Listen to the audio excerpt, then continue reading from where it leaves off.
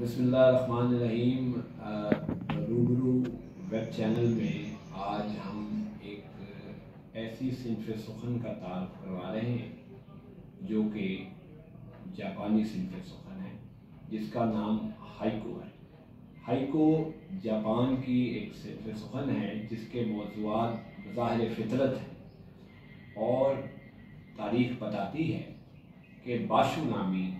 ایک شاعر تھے جنہوں نے اس کا افتتاح کیا، اس کا آغاز کیا، اور اس سے پہلے طریقہ نامی صنف بھی جاپان میں مقبول رہی،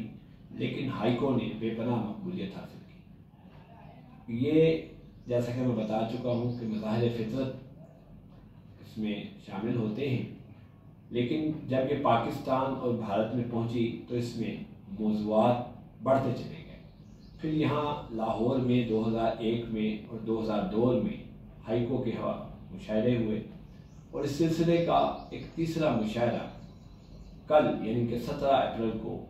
منعقد ہوا ہے، جس میں مجھے شرکت کا موقع ملا۔ تو اس میں بہت سی باتیں ہوئیں کہ ہائیکو کو آخر پاکستان میں اتنی پذیرائی کیوں نہیں ملی۔ بھئی ظاہر ہے جب 20 سال بعد مشاعرے ہوں گے تو کون اس صنف کو جانے گا۔ اس صنف کو پذیرائی 80 کی دہائی میں ملی اور 90 کی دہائی تک یہ پاکستان میں بہت مقبول رہی اور بہت سے مجموعے بھی شائع ہوتے رہے، لیکن اصل حقیقت تو یہی ہے کہ غزل اور نظم کو کوئی مات نہیں دے سکتا۔ تو بہرحال یہ ہائیکو کے حوالے سے ایک اچھا مشاعرہ ہوا، جس کے لیے جاپان کی ایمبیسی اور ایف سی کالج کی خدمات جو ہے نا وہ ہمیشہ یاد رکھی جائیں گی کہ انہوں نے ایک دفعہ پھر ہائیکو کو زندہ کرنے کے لیے ایک کاوش کی، اور جس کے لیے جناب عامر شرازی اور جناب ڈاکٹر شاہد اشرف نے بھرپور محنت کی اور ایک اچھا مشاعرہ منعقد ہوا۔ تو چونکہ ہائیکو پہ باتیں ہو رہی ہیں تو چند ہائیکو اپنے، چونکہ میں نے 1990 میں ہائیکو لکھنے شروع کیے تھے، اور جناب رفیق سندیلوی صاحب نے جو ہائیکو پر ایک تھیسس لکھا ہے اس میں میرے ہائیکو اور میرا ذکر بھی ہے،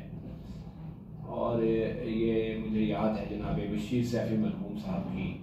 محبت ہے کہ انہوں نے خاص طور پہ کو بتایا کہ نوید مرزا بھی ہائیکو لکھتے ہیں، اور اس طرح ہائیکو کی تاریخ میں جو پاکستانی ہے ہمارا بھی نام ہے۔ تو یہ ہائیکو ایک حمدیہ ہائیکو ملاحظہ کریں۔ اے